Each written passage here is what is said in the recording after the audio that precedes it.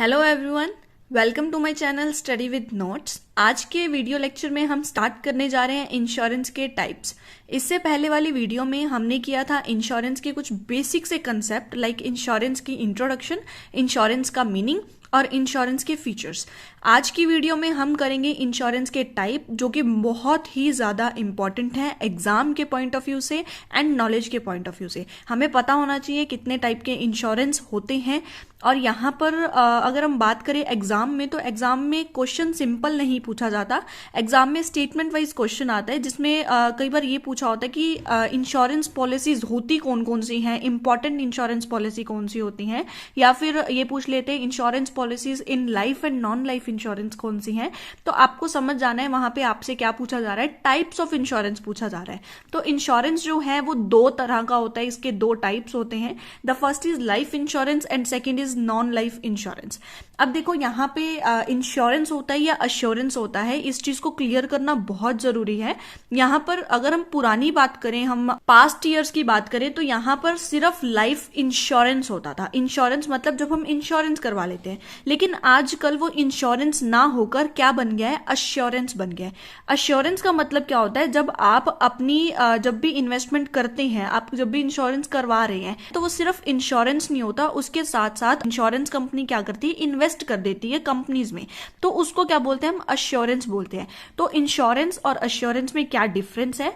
Insurance कहता है कि जैसे अदर इंश्योरेंस है, लाइक हेल्थ इंश्योरेंस है, मोटर व्हीकल इंश्योरेंस है, मेराइन इंश्योरेंस है, फायर इंश्योरेंस है, इसी तरीके से लाइफ इंश्योरेंस होता था पहले के टाइम में। लेकिन रिसेंट डेवलपमेंट्स हुई, उसके बाद क्या कहा गया कि हम सिर्फ लाइफ को इंश्योरेंस बेसिस पे नहीं रख सकते, उसे हमें अश्योरेंस बनाना चाहिए। इंश्योरेंस कंपनी प्रीमियम अमाउंट को दो हिस्सों में डिवाइड कर देती है, जिसका कुछ पोर्शन क्या करती है, वो एज अ इंश्योरेंस रख लेती है और कुछ पोर्शन को क्या करती है, इन्वेस्ट कर देती है अनदर कंपनीज में। तो इसको हम क्या बोलते हैं, अश्योरेंस बोलते हैं। तो life insurance and non life insurance हम यहाँ पर देख सकते हैं। इसके बहुत सारे टाइप्स होते हैं, जैसे कि लाइफ इंश्योरेंस में हम बात करें तो टर्म इंश्योरेंस आ जाता है, इंडोमेंट प्लान आ जाता है, यूलिप आ जाता है, या होल लाइफ इंश्योरेंस आ जाता है। तो चार बेसिक टाइप रहते हैं लाइफ इंश्योरेंस के। इसके अलावा भी बहुत सारे टाइप्स होते हैं लाइफ अश्योरेंस में, लेकिन यहाँ पर मैंने चार कवर किए हैं जो कि मोस्ट इंपॉर्टेंट है, और इसको हम आज की वीडियो में पूरा कवर कर देंगे।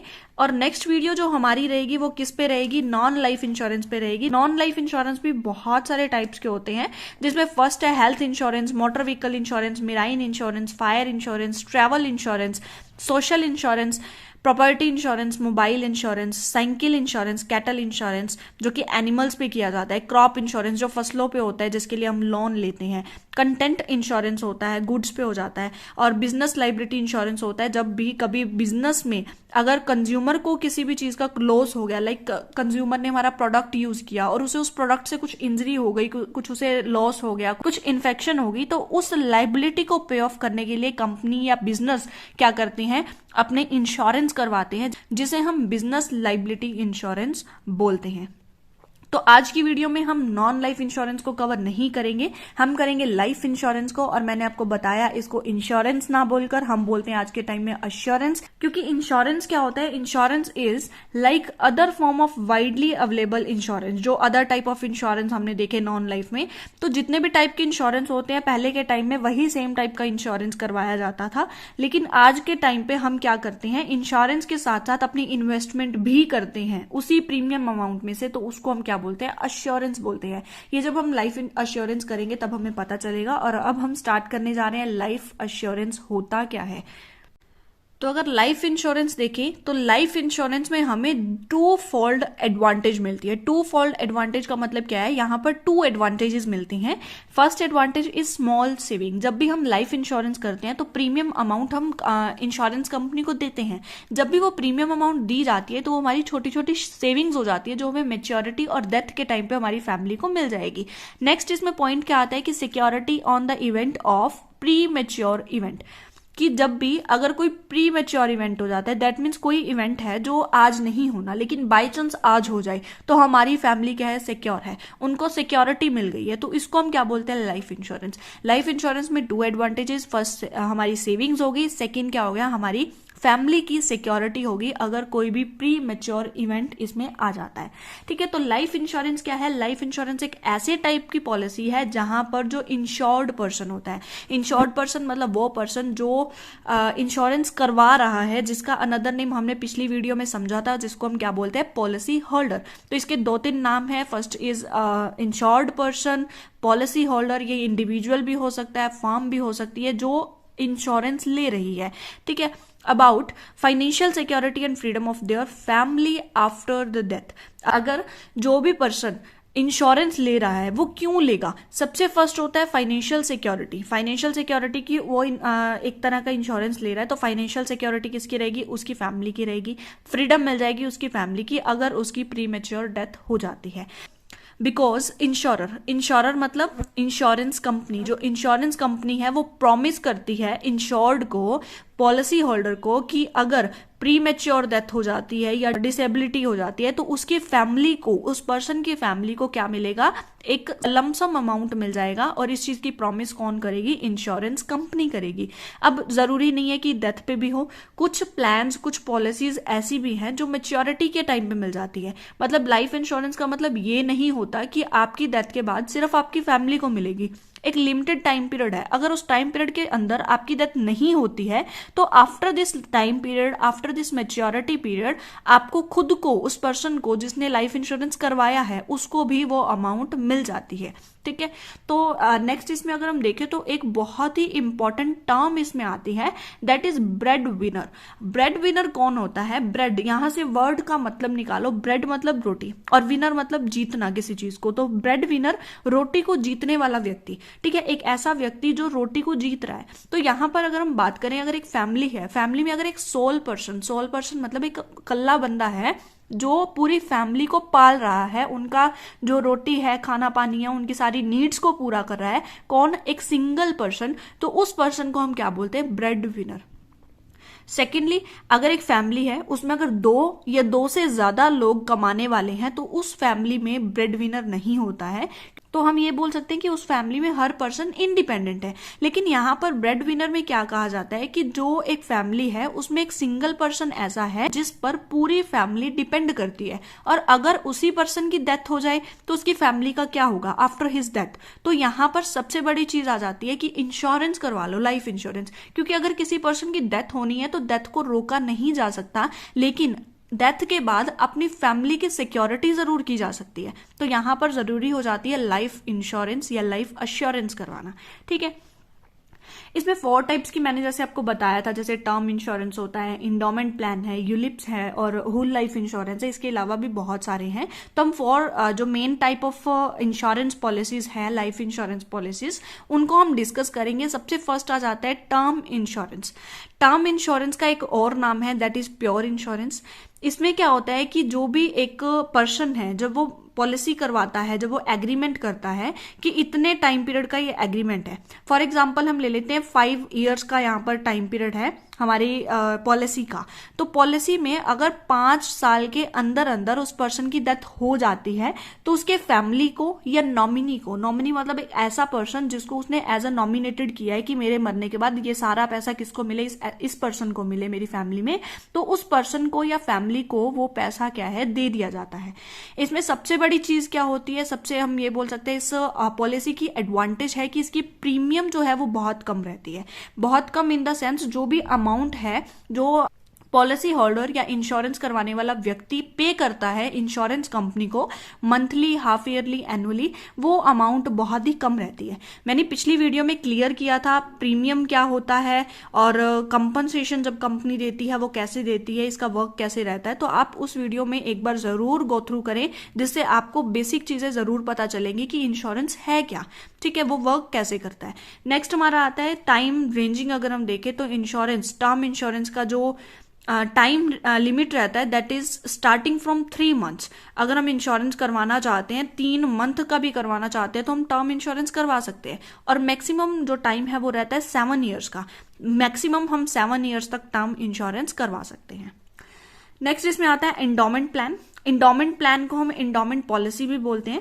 ये एक ऐसा प्लान होता है जिसमें इंश्योरेंस प्लस इन्वेस्टमेंट दोनों चीजें रहती हैं। जैसे मैंने आपको बताया था ना कि एक तो होता है इंश्योरेंस और एक होता है अश्योरेंस।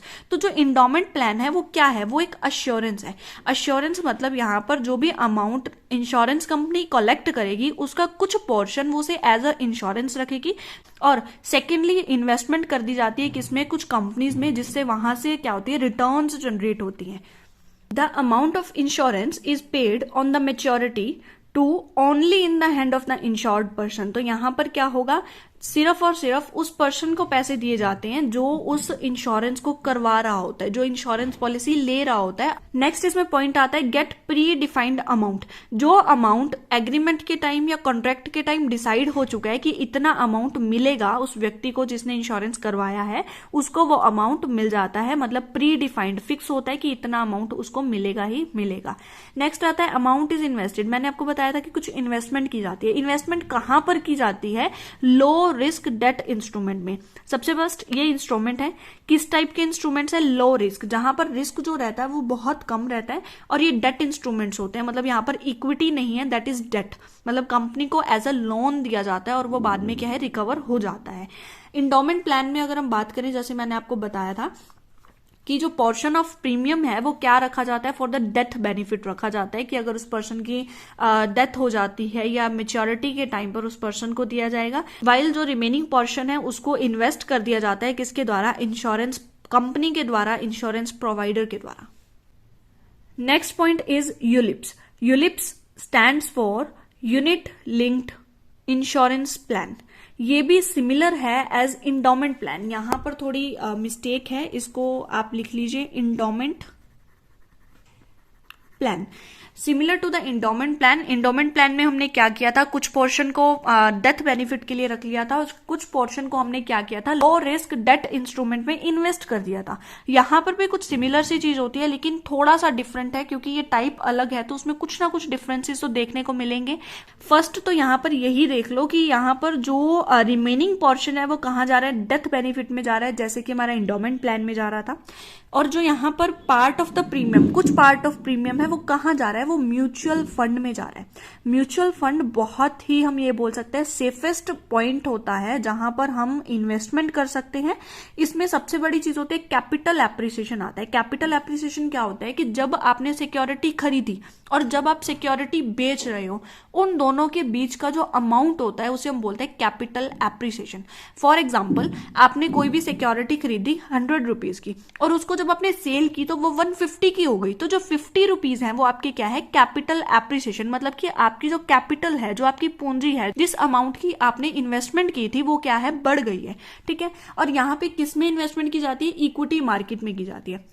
इंडोमेंट प्लान किस में था, डेट में था, लेकिन यहां पर क्या है, इक्विटी है। Return not pre determined. जो रिटर्न होती है वो डिटरमाइंड नहीं होती है, दैट मीन्स फिक्स्ड नहीं होती है, अप एंड डाउन यहां पर चल सकते हैं। और जो यूलिप होता है, इसमें सबसे बड़ी चीज क्या होती है, lock in period. Lock in period का मतलब क्या होता है कि अगर आपने ये इन्वेस्टमेंट एक बार खरीद ली तो एक फिक्स्ड टाइम तक आप इसे सेल नहीं कर सकते। ये होता है lock in period. That means आपने एक बार इन्वेस्टमेंट कर दी तो उसको एक फिक्स्ड, एक लिमिट टाइम बता दिया जाता है कि इस कंपनी का या इस इंस्ट्रूमेंट का इतना लॉक इन पीरियड है, उस लॉक इन पीरियड तक आप उस सिक्योरिटी को बेच नहीं सकते हैं। उसके बाद चाहो तो आप उस सिक्योरिटी को सेल कर सकते हो। फोर्थ पॉइंट इसमें आता है whole life insurance. Whole life insurance क्या कहता है कि जब इंश्योरेंस करवा लिया जाता है, कब तक, डेथ तक, टिल डेथ इंश्योरेंस चलता जाता है। इसे हम लाइफ टाइम इंश्योरेंस भी बोल सकते हैं। इसमें क्या होता है कि आफ्टर डेथ आपकी फैमिली को अमाउंट दे दी जाती है, जो भी आपकी प्रीमियम को इकट्ठा करके जो भी अमाउंट बनेगी उसको क्या कर दिया जाता है, आपकी फैमिली को कंपनसेट कर दिया जाता है।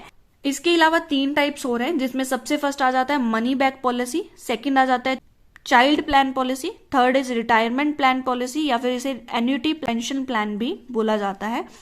और जो अगर हम लाइफ अश्योरेंस या लाइफ इंश्योरेंस की बात करें तो इसमें 3 बहुत ही बड़ी एडवांटेजेस मिलती हैं।